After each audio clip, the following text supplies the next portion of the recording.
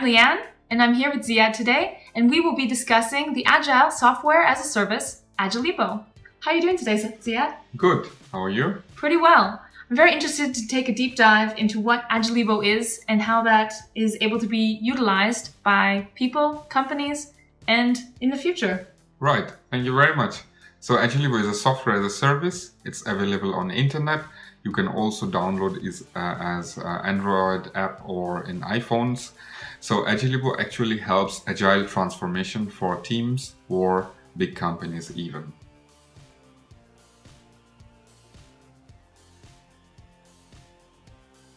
So tell me what Agilibo is suitable for.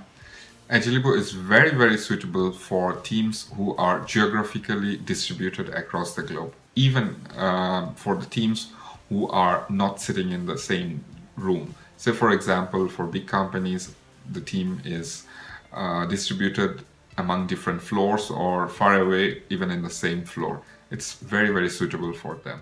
Agilibo offers also a lot of tools and practices within the software, which the team members and especially the scrum masters can use it to drive the team into agile transformation and also stay agile even if the team is already agile mature.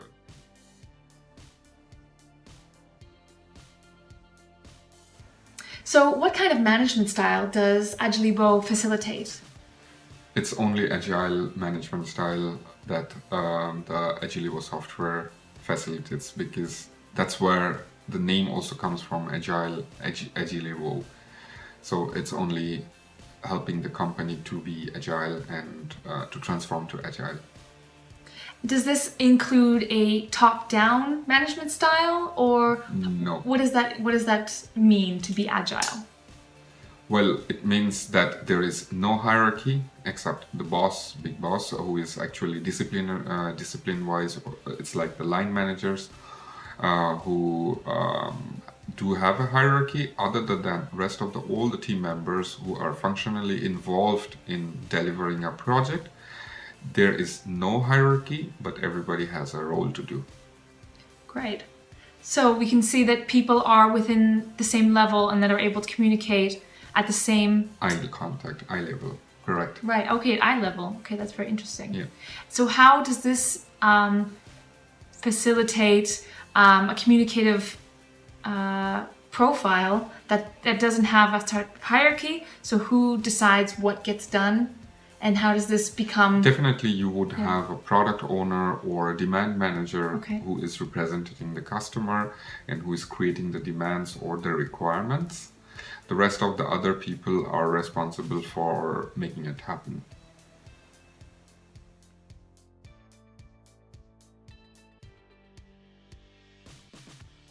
So you mentioned that there are games or elements that you're able to go on the software and utilize. What is this? These games or cards or poker you mentioned? Is there a gambling element to this, or how does that work? Well, it's not really gambling.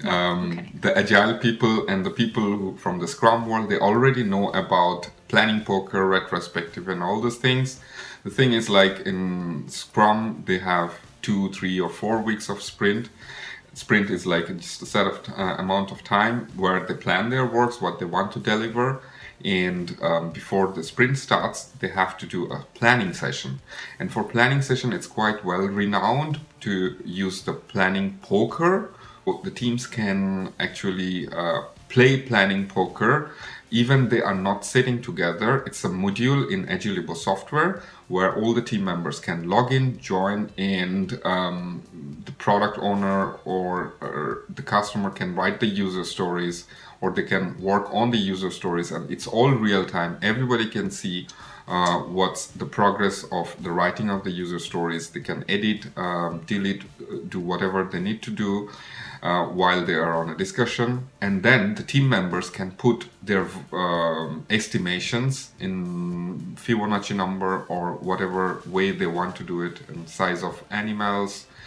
There are many ways how to put the planning poker, the poker card the card estimations, and that's where the team joins and they play the poker game. Great. So, can you explain to me what you mean by sprint? Like, I assume this is not a running competition. No, it's not a running competition, but it is actually sort of running competition. So sprint, as the word says, sprint. So you run. That means you run for 2 weeks of time, or 3 weeks, or 4 weeks, whatever the size of the sprint is, which is actually a time frame in a Scrum framework. So you make a sprint planning. That means say for example it's a 4-week sprint, so you make a plan for 4 weeks in the sprint planning session. You plan what are the things that the team needs to deliver within the sprint, and they would need to identify all the tasks or user stories they want to deliver, and that is what actually a sprint is. Right, okay, a short amount of time. A short amount of time. That ideas can be done and executed. And it needs to be done and done. That means within the sprint, output should be really something valuable, that is usable, and it's in IT terms, if you are developing some software, it should be production releasable state. So that's a sprint.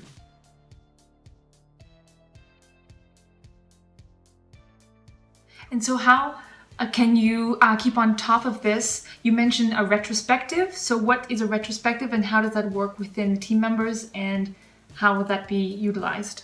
Yeah, so retrospective is very, very important. Many teams tend not to do it. I don't see any reason why they should not do it. There are some companies where I have noticed that they tend to skip the retrospective. It's just because it gets bored, and it's the same type of thing that is coming again and again, answering the same question: what was wrong? What could we have done better? What have we done better in the last sprint? So in Agilibo software, we are offering a lot of types of retrospective, which is more interesting for the teams. So it's every sprint, the Scrum Master or the team can choose what type of retrospective they would like to do, because there are a lot of templates in Agilibo software, and they can try to answer the questions, or even sort of play games. Say, for example, there is a journey line as a retrospective where they can draw how the sprint actually went. And to answer your question, originally retrospective, it's actually, the word says retrospective, it's like look back. How was it the last time, the last sprint? So that's actually a way to inspect and adapt to how we can be even better than the last sprint. So it's like a series of questions or task and check marks that they can go through to evaluate if the sprint was worthwhile, or what went well and what went wrong. Am I understanding it right? Yeah, you are correct. See, different sprint can have different situations. Yeah, it's not always the same type of situation. Every sprint there could be a different situation, some server down or some big chaos or whatever. So what happens is, like, if you go into the Agilibo as a Scrum Master, you will find some templates already built in there that might you can go through the templates, and you will see that some or the other template is actually very suitable for the situation that you just had in the sprint, and that could be more interesting for the people to participate and try to answer questions or explain. So it's actually triggering the team members to talk more about what was the specific situation. I can give you an example if you want. Okay, great. Go right ahead. The normal one is like, what went well, what was wrong, how could we do better? That's the question, yeah? But you could have a template. You also have a template where it says like, what I liked, what I hated, what I really wouldn't want to have, something like this. So it's a bit different than the traditional questions, what went well, yeah? Right. Or you have a graphical with a lot of icons, a module called Journey Line, yeah, which is actually showing the journey throughout the whole sprint, where you can draw the ups and downs, the positive times and the negative times in the sprint of each member.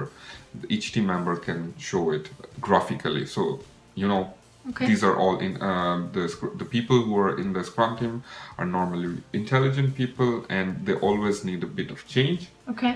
And we easily get bored, everybody. Yeah. So if it's a change every sprint, something new, it makes more interesting, and the participation of the team members would be much more than just asking them the same question every sprint. Okay. So in regards to keeping them fresh and focused, you mentioned that it's not a traditional way of asking questions, what went well, what went bad, but rather about their own personal feelings of how they performed and how the performance of their sprint went. So how are you able to break down certain barriers that people may have between actually communicating and talking about what went wrong? Because this can be usually a difficult idea or something to talk about with other team members if they had an issue or a problem. How can that be mitigated? Well, thank you for a very interesting question. The software also offers different layers. That means you have a layer where the team members put their inputs, and the Scrum Master can discuss on different all the inputs of all the team members, and he has the option or the opportunity to choose which one goes into action items, which one goes into mitigation. He can customize Agilibo as the retrospective module as much as it is required. Great. So you mentioned team members. So what are the type of roles that are expected within the team, within the group, that these team members may hold? Agilibo is for agile transformation, although it's originally coming from the IT industry, but nowadays many companies, many other industries, say for example bank, insurance company, they are also trying to be agile. And this software is also enabling non-IT industries to also be agile, even if they are in a distributed location. Okay. So what are these team members called? Like you mentioned it before, project, Scrum. Okay, yeah, correct. Yeah. The team members, if it's IT, they could have different roles. Say, for example, Scrum Master, software engineer, programmer, QA, quality assurance, tester. For the IT industries, product owners. But if you have a non-IT industry, then you can have different other roles. Say, for example, accountant, senior accountant, junior accountant, and chief accountant, who is planning for what needs to be done. Whatever the role is, you do have the option to create all the roles yourself in Agilibo and define it for your own company as you need it. There is also a Scrum Master role for IT, and this role can also stay even for non-IT industry. Okay. So you mentioned a Scrum Master. Now, is this the boss, or how are decisions made and how are they pushed forward when you have someone calling themselves Chief or Scrum Master? How does that work? Is there a hierarchy that's being put out between the group? Well, Agile is all about not hierarchy. So no hierarchy, it's only about roles. So there is no option of putting hierarchies and stuff in the software, and Agile or Scrum is meant to be role-based and not hierarchy. So everyone is a friend. Okay.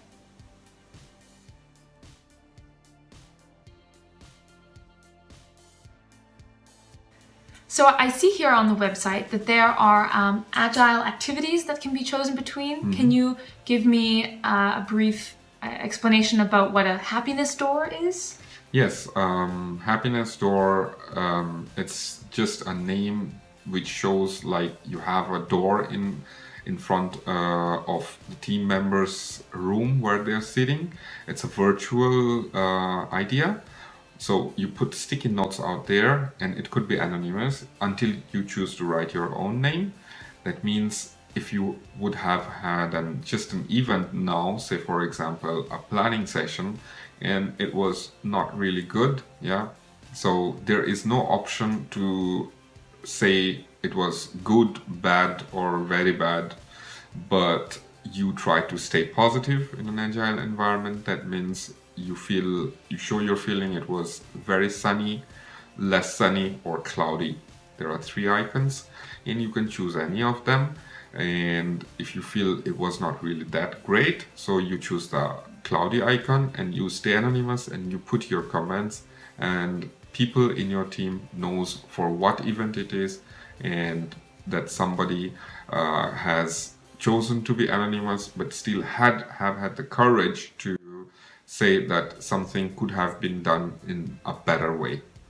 So it's actually helping the team to be better. Great.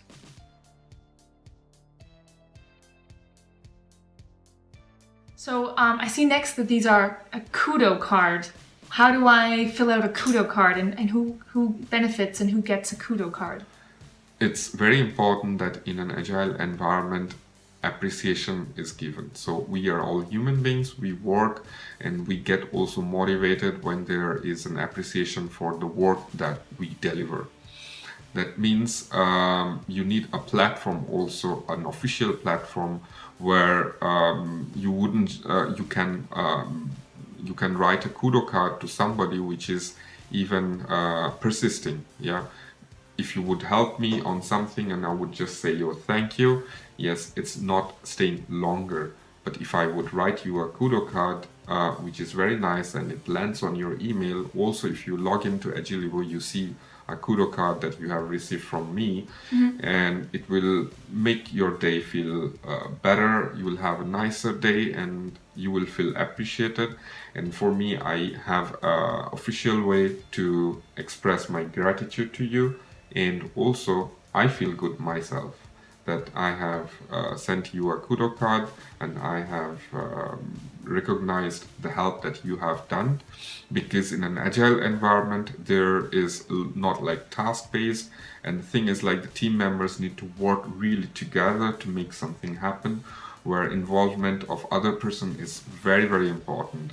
And that's why I write you a Kudo card and we feel more connected. Great. As a team member. Excellent. Well, thank you for the Kudo card.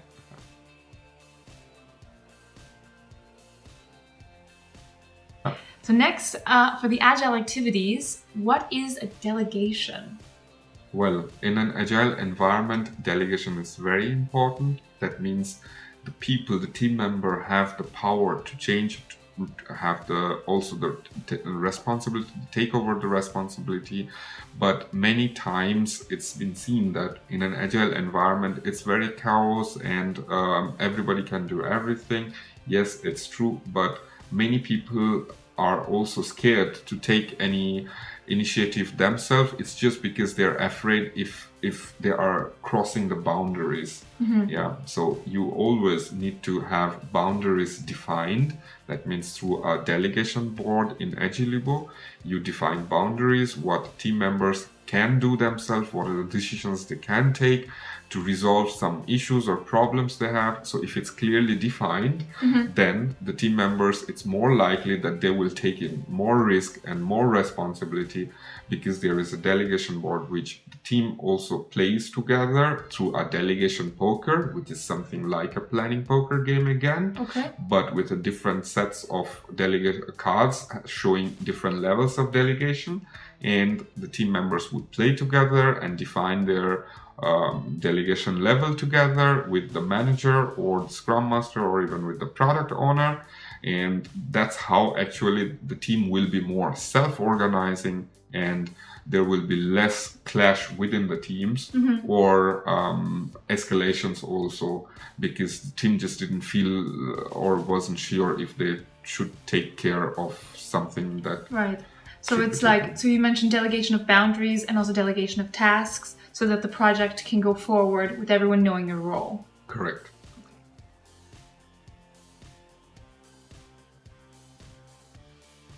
And so how is the team able to come together and stay motivated through I see an agile activity of my motivators? What tool is this and how can it be used?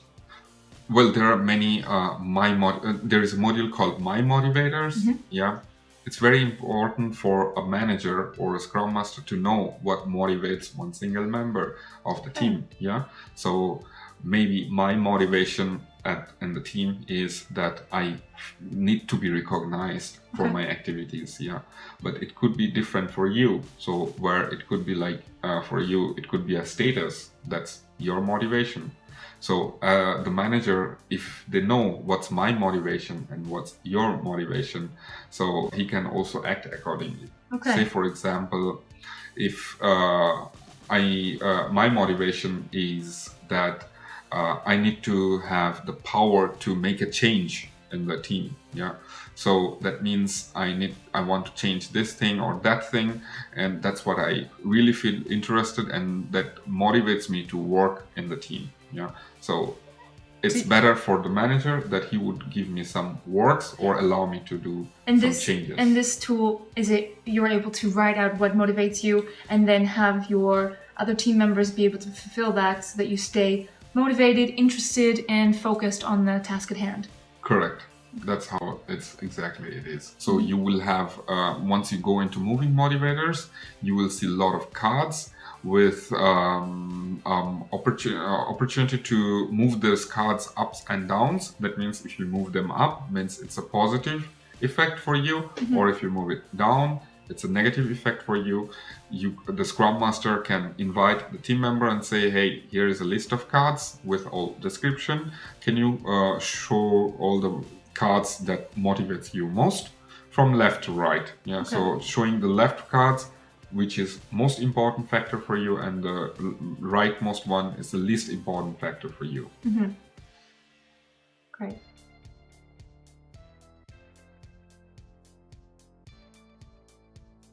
I wanted to ask you about the coaching cards.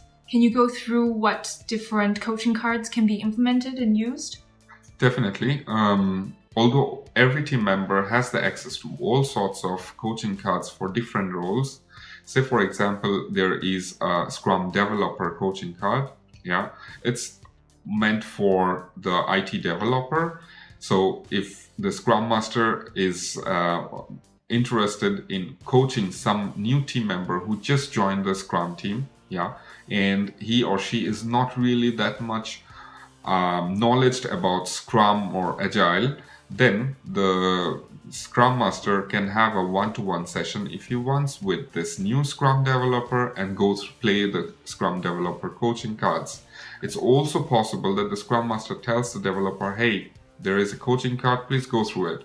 So he can also log into the Agilibo software or download this app and go through all the coaching cards that's there, which actually would be very helpful for him to get used to with the new Agile environment and how things work.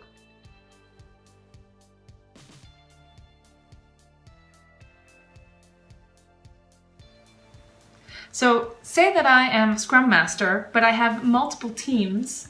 How am I able to have a cross-team dependency, and how am I able to mitigate this? So there is a Scrum Master who is taking care of at least one Scrum team, or maybe also multiple Scrum teams. You as a Scrum Master can have Agilibo Software's cross-team dependency module, where you can already plan, or even during the sprint, if you see that some of the tasks or works are dependent on other teams, either it's technologically, domain-wise, software-wise, or on the people type of dependency that you might encounter, you can flag them as that type of dependency. You can also show that task as dependent across sprints or within the sprint on other teams. So it's giving you a very, very good overview of cross-team dependency. And it's called also the cross-team dependency grid. It actually follows the scrum.org's Nexus framework, which is scaled Scrum. And you can use the multiple Scrum teams, and the Scrum Masters can use this grid to align between themselves and replan based on the dependencies that is arising, and that you put it in this grid.